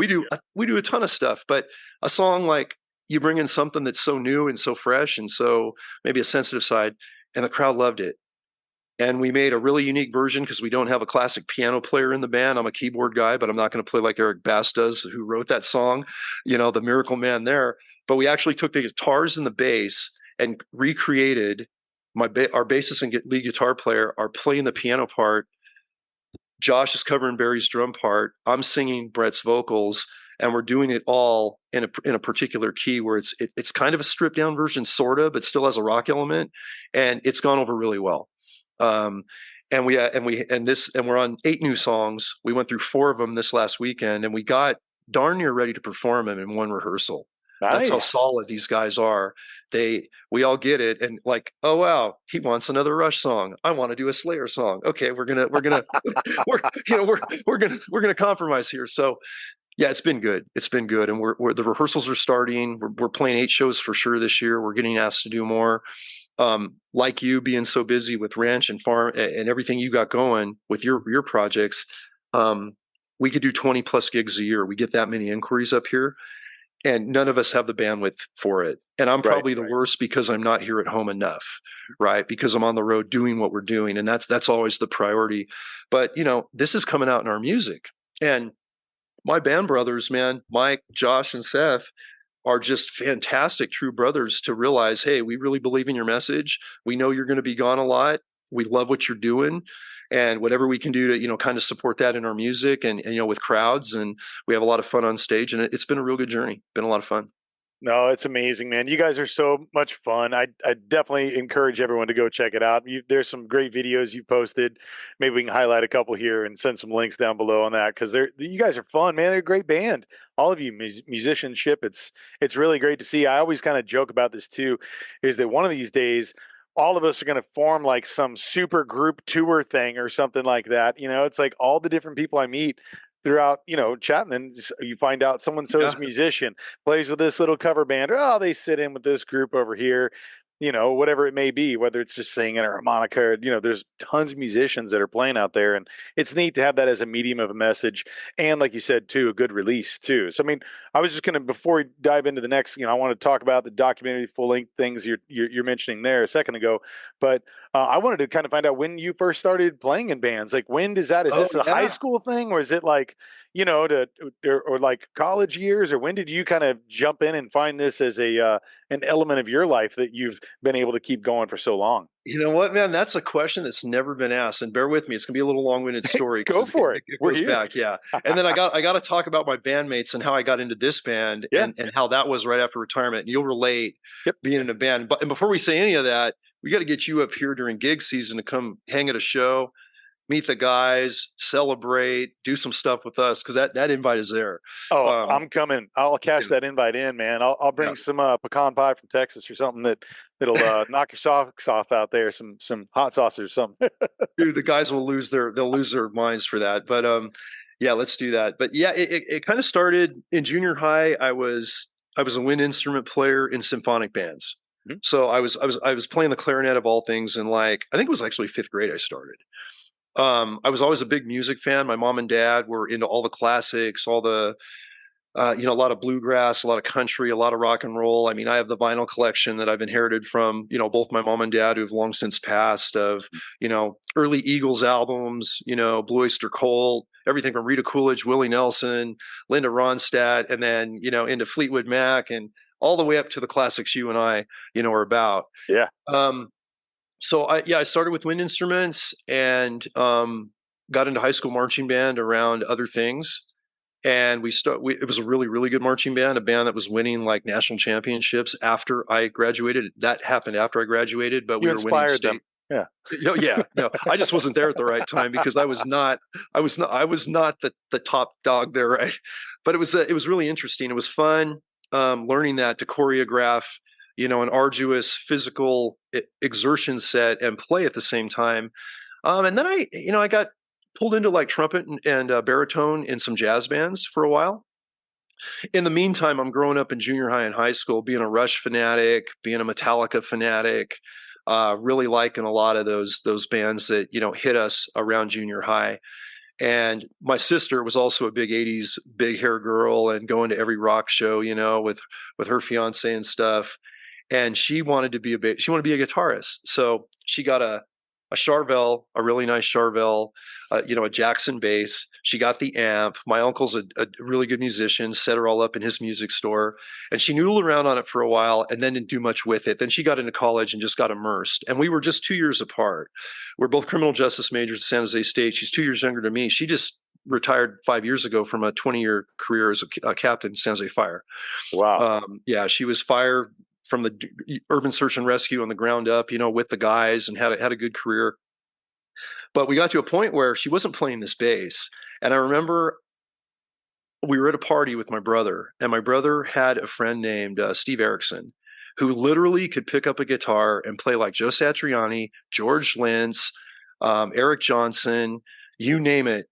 He was the guy. I mean, and he was doing this in high school. And at these parties, Steve would be there with just an amp and a drum machine throwing down a 4/4 kick and just shred. And we'd be mesmerized. And we'd sit there and just watch him go from Eddie Van Halen riffs to a melodic like Satch riff. And then with his whammy bar, George Lynch, we do some Dokken in the band. We're big Dokken fans. He was just tearing it up, and a good friend and a couple years younger than me. And I remember one night he said, doesn't Laura have a bass? My sister, isn't there a bass around? That new bass she got? I go, yeah, I think so. I think it's back in her closet. He goes, dude, let's get that out. You should play that. I go, I don't play bass. I've barely picked up a guitar like ever. He goes, oh no, you're musical, dude. I'll show you a couple notes, and you hit basically four notes. It'll be four. Just throw me 4 chord notes, and I'm gonna play off that all night. And I plugged that thing in, and I just threw him down some ascend simple. I'm on the E, maybe up to an F sharp. Now I'm doing a D, and he would just change with me, being the virtuoso that he was. Which Mike, our guitarist in Area 56, George. Mike LaFume, I call him Captain 2.5 because he's rhythm guitar, lead singer sometimes, always a harmonizer. And he always jokes like Star Trek, I'm giving her all she got, Captain. I got no more. And so I go, you're 2.5. And that's become his nickname on the band. But Mike reminds me of Steve when he was young. Mm-hmm. And so Steve is just shredding, and I'm throwing down this stuff. And I wish we had recorded it, or it was before the era of smartphones. Some magic was coming out of his guitar, ass end basics of me just trying to sort of read and change it. But he goes, dude, start learning that thing. We need to work on this. And pretty soon I started playing that bass a lot. And my sister wasn't playing it. I had borrowed it. And I had one of the Mac LCs, Macintosh, first color box little computer from San Jose State that I've been writing all my papers on. And now she needed it. And she goes, hey, can I use your LC? I go, hey, I got a plan. Got a trade. How about I trade you the whole, I'm going to trade you the whole system for your bass and amp. She's like, ooh, I don't know if I can let it go. I go, you really playing that thing? You haven't played it for years. She goes, no, it's a good trade because you're playing it. I need the thing. And we'll both have them in the family. So I got that guitar, and then I just started jamming and, playing by ear and learning notes and bass clef. I'd been a treble clef player before in symphonic stuff, and I played competently, but I've never been a bass player like Seth is, or like, somebody you'd see on the bands we like. Definitely not a Geddy Lee. Right. And at times, we're doing something by Rush right now that we're working on that I'm not going to give away, where it's a bass lead, and Seth is like, oh man, this is too much. I'm like, no, it's not. You got this. you got this, man. Because he's that good. But anyway, I started playing that. And then I ended up going we'd have like these retirement parties for game wardens or for park rangers. And I would do solo sets over basically, like karaoke music, but I'd sing and do the bass line for like a 9 or 10 song set, and people liked it. Mm-hmm. And it was weird, I'm doing that, but it was a way to start. And I played at some DEA retirement parties for some head sheds and did some solo stuff. And then in 2013, when I started the whole Met thing with some other people, and that was all ramping up, and my dad was, on his last leg because he passed that summer right after I soloed the Baja 500, right before we started the Met team. So it was bittersweet. The best things, most pivotal things that could happen in life happened in 2013, or we wouldn't be having this conversation. So Sure. this is another blessing. And yet I lost my dad and my ex-pop-in-law within 2 months of each other. So that's one of those years that you just look back on, and it breaks your heart and it elates your soul. Like, I've been blessed by the man above in so many, I can't believe this is all happening. Here we are. But that year, Josh Moore, who is a residential and commercial painter in this area of Montana and one of the best, he's been the painter for my family, the contractors, all the family builds we've done on the spread for like 20 years. And I get introduced to him because I got to bring him in because we're remodeling my dad's cabin. We're making a memorial cabin after he's passed. Well, nice. He was really close to my dad, and he's going, we just started a new band, man, and it's great dudes. It's called Area 56. I'm like, what's that mean? He goes, well, we're the 56th smallest county in Montana, and we got the Yeti, Sasquatch being seen all over. We got the Northern Lights. We got UFOs. So we want to put a little area. We thought, not make it it's not that freaky, not Joe Rogan into the alien level, but Joe will relate to this. So Area 56, and it's all green and creepy. And I'm like, I dig that, man. That's cool. He goes, yeah, we got a lot of guys. But I know you play. And you should come out and try out. I mean, you're going to be here. I go, dude, I'm only here part-time. I'm in California for another 6 years of residency. I just started this crazy unit. I'm going to be immersed. I said, but if you guys are still together when I retire, it's a dream to be in a band with homeboys like you. So fast forward to New Year's Eve, 2018. I've been retired 20 days. They're having a New Year's Eve gig at the VFW Center in Troy, Montana. Big veteran celebration. It's like 10 below. I'm up here. They're like, yep, you're going to play a song. The guys are going to meet you that night. I go, what? What's going on here? And they play, and now I sing it, but one Rush song in set 2, New World Man, that resonates off the Signals album with, everybody. It's a good message, fun. And they go, yeah, we want you to sing the Rush song. So get ready. I said, okay. So I'm finding like karaoke versions of it. I'm getting through my mic system again. I haven't really played or done anything in a band in like 5 years. And I just keep hammering on it. And I probably sang that song a couple hundred times in the 2 weeks leading up to it. And then I went in to the center and everyone's dancing and they are in like the very first part of set 1 and they're rocking away. And I'm like, holy crap, these guys are good. These guys are really good. I mean, they're the technicalities of the music we play, the different songs. I went, okay. And then Josh is back there. Okay, we got our good friend John. He's up here, just retired from law enforcement. And he's going to get up here and sing. I'm like, I'm not doing it. He's like, oh, is he punking out? And then I got a kick from a family member and said, you sang this thing like 300 times in front of us. You're getting up there. You're not punking.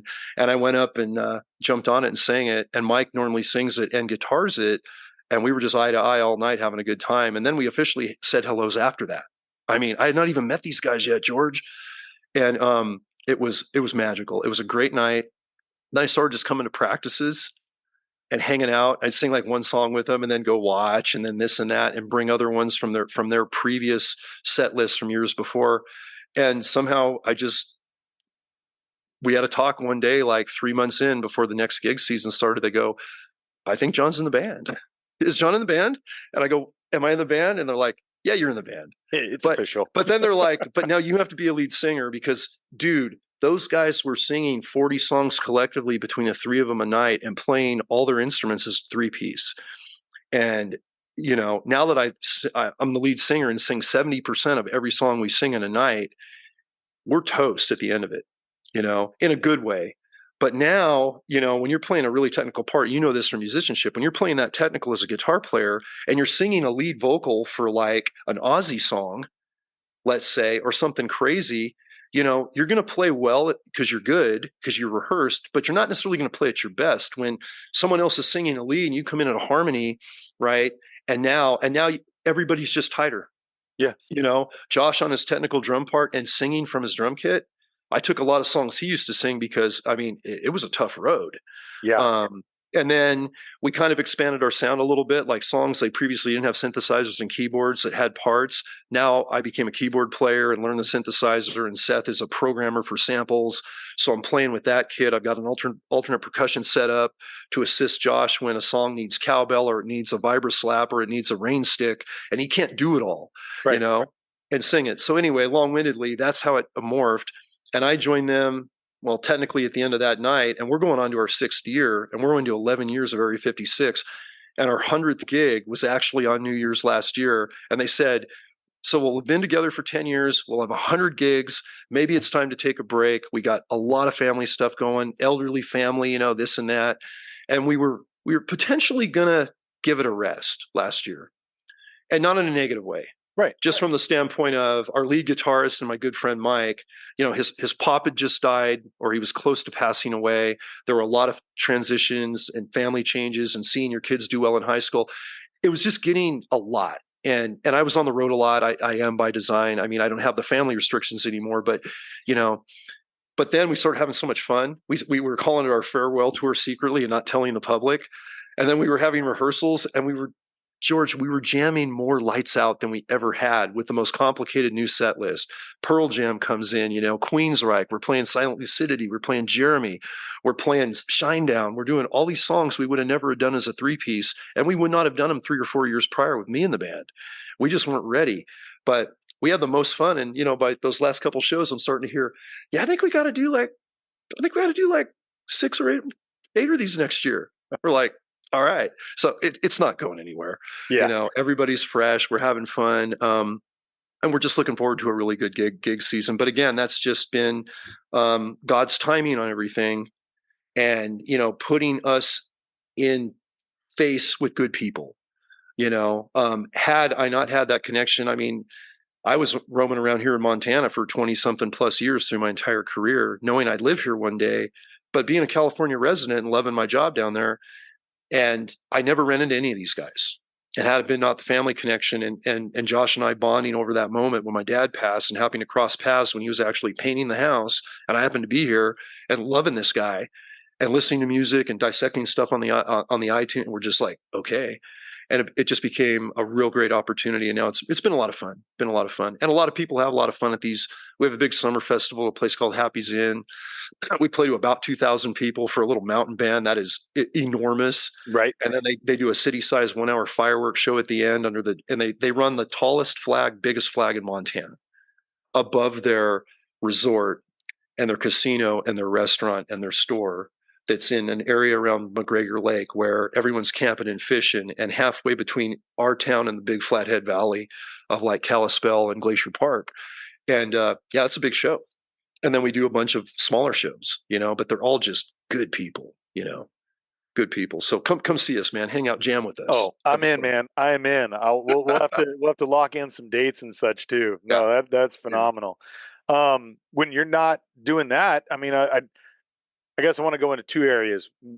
Let's first ask about, because you just wrapped up your hunting season for the most part. I know some spring turkeys are on the way, and I know you're a turkey man. But talk me through about what the fall was like for you. What are some highlights that you have? What can some stories you can share, and maybe what you got in the freezer? Yeah, and I'm glad you mentioned that, because what you're doing down on your ranch, and when we met way back in the day over one of my podcast appearances, and you said you got to come down here, you got Texas whitetail thing going on, and I love that. We need to make that happen. But it was a good season. I didn't harvest a buck here simply because I'm targeting 3 monsters that I've put up on social media anonymously, not showing locations for obvious reasons. And I've just been watching these Goliath timber whitetail that by far they're our nemesis up here in Norris Lane. My uncle and my dad, my uncles and my dad have been my mentors. And until you shoot, a true timber buck in millions of public mountain dense timber acres, in our wilderness areas, and you get that, we call it a 5-point here, Western count, but that real mature 10-point, you would say in the East, that's, a 6-7-year-old buck, and defeated, never been, until you get one of those, you don't quite join the club. And 05, that happened after 8 days, put my climber stand up every day in an area we had marked and put a lot of research into. And I really credit my uncle especially for being that mentor. He's the ninja in the woods. He's that guy that was super silent, read wind perfectly, taught me to fly fish, taught me to stalk. I learned more stalking tactics effective in loud timber country than I ever picked up in a sniper school. No disparage to any of the schools I was in or that I taught, but I got more of that inherent, miserable weather, miserable condition, wind changes from him. And now I'm kind of going after that. I don't want to shoot anything small. I want really mature bucks up here.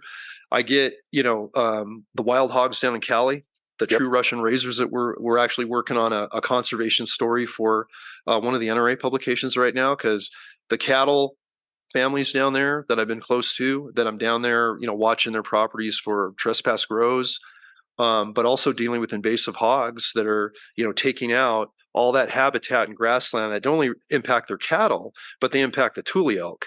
And I'm in that part where I grew up on these ranches that have the uh, smallest sized elk species that we have in America, but also the smallest population. There's like 4,000 of these animals, and they only exist in certain parts of California, and they're magnificent. And they're all over these ranches that I'm going after these massive Russian boars, and then dealing with these coyotes that have not been called, they have not been hunted, they have not had pressure, and they're taking out calves, by the numbers, both, potentially elk calves, but definitely, beef cattle. Sure. And I've just been really falling back in love with that when I have the time. If I'm working on the West Coast, I'm in there every afternoon or morning that I can and doing it all on foot, man, and doing the long range stuff, bringing back the sniper stuff and dealing with the new guns I shoot. And Altera Arms, I got to give them a shout out. They've been my rifle sponsor, since retirement. And that 300 PRC is Old Faithful. It is, it's a good Texas gun for about anything down there. But they built me a 6.5 Creedmoor and also a 33 Nosler when I eventually draw that brown bear tag to do that feature.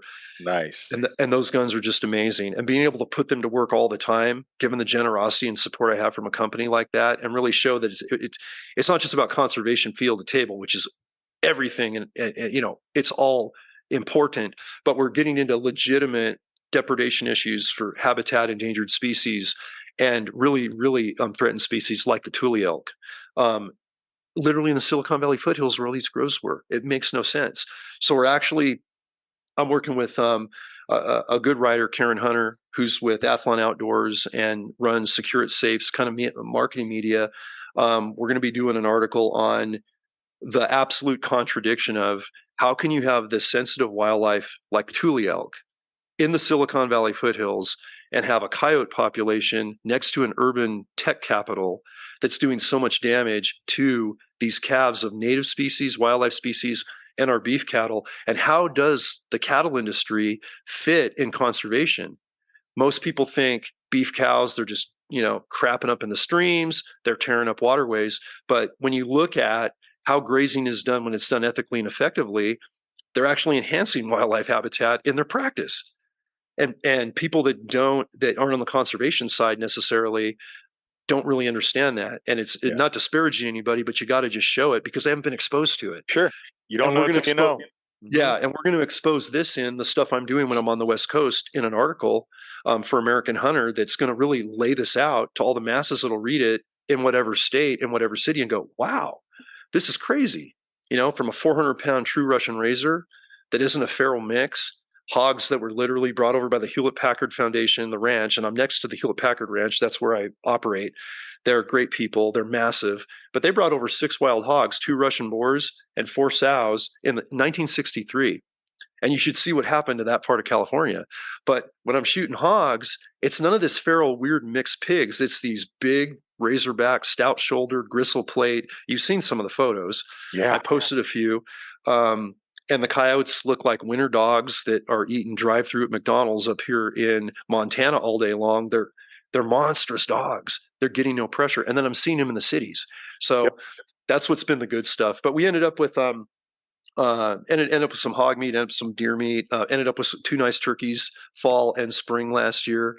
And then I'm just waiting on a brown bear tag to go up and do a little film up there and go after the big brown bear and talk about predation issues up there, and also dive in with experts on the cartel fentanyl and methamphetamine and human trafficking issue going in overdrive all around Alaska, especially, and how remote Alaska, say a Fognak Island or Kodiak, where I'm going to be, is affected by the cartel threat. I always want to bring in an element of what do we need to be careful of, as well as we tell a conservation story on my Thin Green Line film series. And that's kind of where we're going. That's just a hard tag to draw. It's been 3 years in the making. So we'll see. Oh, well, good luck. Hope you get that, man. And I love how you talking about you kind of do like one big major video each year, right? Wasn't that always your goal? I mean, are you kind of doing some more aside from that one? What else is on the horizon? Because I know that you filmed a lot last year, and what are we looking to see as far as that kind of feature coming out? Yeah, we got a couple things. Some I can talk about just in general for Yeah, now. yeah, of But course. basically, we started filming last year for the Call Sign Trailblazer documentary slash Hidden War documentary. And then the writers and actors strike started, Right. and it shut everything down because people, we were thinking we could continue pushing through the documentary, but when you start to bring in reenactments, you're using actors for that. Yep. Even a non-scripted documentary has an issue there. I mean, we couldn't even have Mustafa Speaks, who plays Nate Romanowski on the Joe Pickett series, Yep. on. He was wanting to do our podcast for the longest time. Then the strike happened. He couldn't even do a podcast appearance. And then that we just got him on the show about a month ago when everything lifted. Well, now that things are lifted, we're back on for documentary production. There was a feature film in the works. It has not been greenlit. It's in development right now Mhm. for Hidden War. What I can say is we have an amazing writer, three amazing producers involved in it. That's what I'll say for now. Yeah. And let's just say the story is going to be more than I could have expected.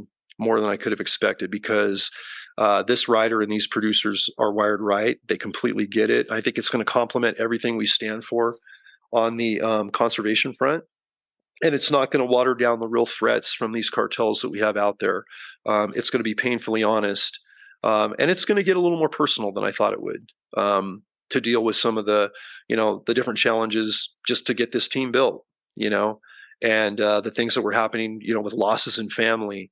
When one of what I think is one of the best things I was ever blessed to do during my operational career. So I'll have more on that as we develop, but really, really good blessings in the works. So 2024, it's going to be a busy year, but I'm going to make time for this. And I got to apologize because we've been trying to get this on for the better part of a year. So I'm grateful for your patience, brother. Of course.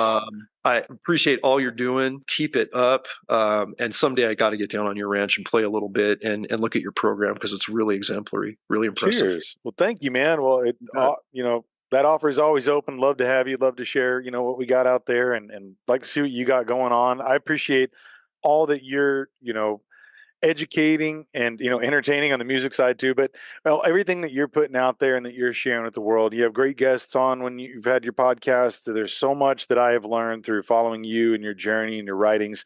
Your books are second to none. I think they Thank open you. up something that people really need to see. And I mean, I find them to be fascinating left and right. Like I said, I've given these as gifts. The V knives that you created, everything around there has been so, I'm blessed to just kind of be a part of this journey and learn. And I'm always excited because you never know what month you're going to announce the next big thing, man. So everyone should stay tuned and follow your page. And we'll give them a location on where to do that in a second and follow the journey. But, when we talk about all these different things you've been a part of, your amazing career and service. And thank you for that as well. And I just wanted to know, I've asked a lot of guests about their legacy, and I was really curious about how you view your own personal and professional legacy. Obviously, you've uncovered so much, you've shared so much of with your books and just through your time and your service and what you've seen as a game warden there. And I wanted to hear about what you think, as far as that idea of legacy, man. What do you hope that you leave behind? How do you want to be remembered? And like I said, in a professional and a personal side of life. Yeah, I think I'll go personal first, and I think I just want to honor the legacy of my mom and my dad. My mom passed at 47 years old back in '93, like literally when I was just in my early 20s, start my career. And I'll tell you what, man, she was a best friend. She was a confidant, and the years I did have with her, she always spoke from the heart of generosity. And she had a couple of rules. She said, never have an empty plate for a guest. She Mm. said, if there's anything worth doing, you need to do the best. It's worth overdoing. And that was before it was even, a movie line. That was her Right. saying. Yeah, it truly was. And I didn't know how impactful that would be later in my career. Um, but yeah, dad was the same way. They both said, find something you're passionate about and do it to the best of your ability. And whatever you do passionately, do it to make a difference for better. make people better, make people happy, make people safer. And it was kind of embedded in a service history anyway. My dad was Army National Guard and reserves. Granddad was career Navy. All my uncles served. My dad served. And if they didn't serve in the military, they were law enforcement guys Right. or gals. So I kind of had that public service was going to be a part of me at some point. I didn't know if it was going to be a military journey. I didn't know if it was going to be domestic law enforcement. I was going to start my career as an engineer directly out of college because I knew as a civil engineer I could do outdoor type stuff. I could make a decent living for my family. We had grown up, with very limited resources, and thankfully I found that game warden by mistake on that winter hike. Back. I know we didn't talk about it, but it's in the intro of Yeah, War in the yeah. Woods, and I've told the story a few Great story. times. Yeah, sure. And that's when I was going the engineering route and looking at the ROTC Special Forces bill that they had, which they did for Green Berets, and that's where I was going until I met that game warden and realized this is something I need to do now, and I need to serve domestically because I was so impassioned by the outdoors. They were healing, they were motivating. All of my trail runs, my long distance, any of my endurance sports happened in Henrico State Park, even if I wasn't hunting. And it gave me the strength to do what I do today, and have gotten through, I think, successfully. And with it, I'm still here to talk about it with you because we had a lot of close calls, as you can imagine. But basically, pay it forward. You know, do something for the greater good and just be rewarded for yourself. So everything I do is really for the message. It's really for protecting wildlife resources and public safety. I love our country. I absolutely love the blessings we have. I will never disparage another nation, but I've been all over the world, and I can say even in our worst day, we've never had something better. And my legacy is to be that person to say it's worth fighting for, to protect, be good to everybody around you, be humble, be a simple man. And one of the songs I brought to the band that we had to play 2 seasons ago, and it was my mom's message, be a simple man. And Skinner got it right. Shinedown did it great. Whoever's covered that. I can't tell you how emotional I get on stage and the crowd gets when we talk about that. And I always tribute that to my mother who died so early and my dad's legacy. And that's on the personal. That's a little bit of personal and professional. Yeah. I think it kind of answers it both. Did I get it right? Or did it Yeah, make no, sense? dude, I get my legacy right. No, it does, man. I mean, it starts the family there too, but I think, your history of your family being, people of service, men and women, and, to be then you wanting to be a part of something and giving back, and you found your calling, you found the thing that you really felt was right for you at that time, and then to see where that career took you and the things that, the unexpected. I bet you never could have written out this journey No in the way. sense of what it came through, and this illegal growth, the cartel and the influence, and now here you are. If you would have told your 22-year-old self then, hey, by the way, you're going to be testifying to Congress and, talking to them about these issues, you would have been No like, way. what? Yeah. And Yeah. you're gonna be playing in a very nice, successful rock band.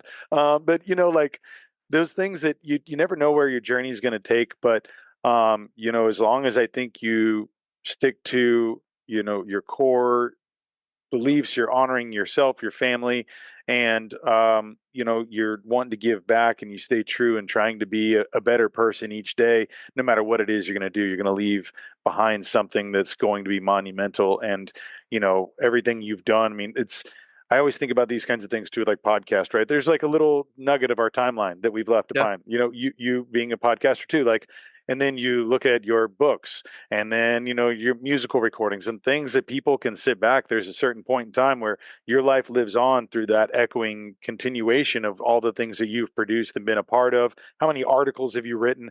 I mean, it's all there for us to go through. And I'm again, I'm honored to have you on here and to talk to you about this. And I appreciate the legacy you live in. I appreciate all that you're doing right now and sharing with my listeners and friends and family. You've been a very important person in my life, man, and I'm just so thankful to all the things that you're doing and putting out in the world, and it's just a great thing to be on the journey of. And you always got my support. If there's anything I can ever do to help accentuate or throw a spotlight on what you got going, we're going to get you back on here and throw that out there. So I just want to say thank you. And for those who are wanting to learn more about what you got going, will you give us websites, your social handles, your podcasts, just like kind of give a little review of everything so people can dive in and jump in where they want? You bet. We'll start with website, George. And by the way, honored to be here, brother. Thank you for having me. And I look forward to just continuing the process, man. This has been an amazingly fun conversation, and I appreciate it. You can reach me. My website's just johnnorris.com, johnnors.com. It has most of the updates with books and TV and projects, teaching, speaking. I do speak all over the country on these issues. If anybody wants that, I'm going to be on the road a lot, March and April, multiple states with law enforcement teams primarily, but civilian groups as well, conservation groups. I'm on Instagram at John Norris, JOHNNORES. There's a lot of posers trying to steal my content, so look for the blue check. Yes. Because I fortunately got that blue check recently, because I had a lot of people being scammed by some faker out there, being asked for money and all kinds of goofy stuff. So I remember getting one of those. Yeah. They're like, yeah. I'm arrested. I need money. I'm like, oh, really? Oh yeah. Yeah. Good luck with that. I was like, that's funny. You're the second John Norris account. You're not the real one. Yeah. But I remember there was something like that. It was crazy. No, it really happens, man. And on Facebook, same thing, just JOHNNORES. The thing you'll see is on my link tree, it'll get you to my Recoil TV films, part of Recoil TV. Also, my YouTube channel is just the Thin Green Line John Norris YouTube channel. And it has everything from full films to documentaries to news pieces to product testing of the very gracious sponsors I get to work with, and some diversity there. And I encourage anybody to reach out if you have anything you want to know about going into the game warden career, more on the cartel issue, more on the issues we face in America, anything I can help in any way, please email me. And you'll get to my email. It's trailblazer413@yahoo.com, but you'll get to it through the website as well. And I can't tell you how many kids and how many adults I'm hearing from that have gone into the career that I've never met, from other countries, other states, or people that I've worked with growing up, as an instructor, as a warden, that are now behind me, doing the best job they possibly can. And I'm glad to help out and answer questions. So reach out to me that way as well. Well, and are you still doing tactical training as well right now? I'm I doing know. a little bit of it. Okay, because that I'm was doing as another much. level that you've done before that I wanted to make sure I mentioned. I mean, that we could be sitting here for 5 hours, like talking about all the different things. But Yeah. I just, if you're still involved with that, I wanted to just have you give a plug on that and what people can expect when through your firearms Yeah, training, I'm tactical glad you training. brought that up, George. And I do have that on my website, especially as a tactical training element. I can pull off about 4 classes a year, Mhm. between 1-on-1 up to 1-on-4. And I'll do them on the West Coast in certain conditions and certain ranches I have access to, excuse me, and also up here in Montana. And it's a 2-day pistol and carbine combination. There's some wilderness trauma medicine involved, or it can be just one weapon for a day, and then you can go to the long gun from the pistol.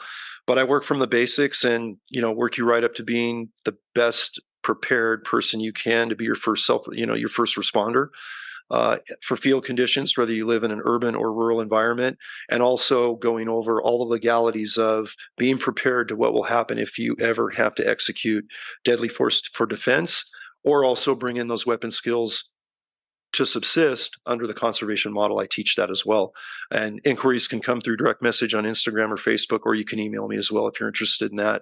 And we have a lot of fun in those classes, and I don't do a ton of them because of the schedule, Sure. but I make sure I can do them enough to stay current and fresh out there. And, while I'm in training myself with other groups. So good stuff.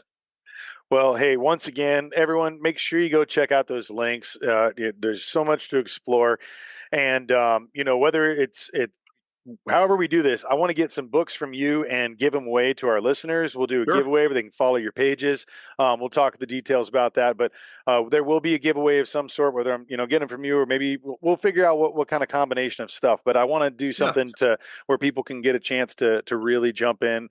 Make sure you guys are ordering Hidden War, the second edition, the forward by Jack Carr. It's phenomenal. I love this, and I know that there's more things that are on the horizon. Can't wait to have you on to chat about all those and just to see all these amazing projects unfold. Thank you once again, John, for joining me, and it's been a pleasure and honor. I can't wait to do this in person. Right on, brother. Look forward to seeing you. Look forward to the next one, and keep up the good work. Cheers, Thanks for having man. me. Thank you.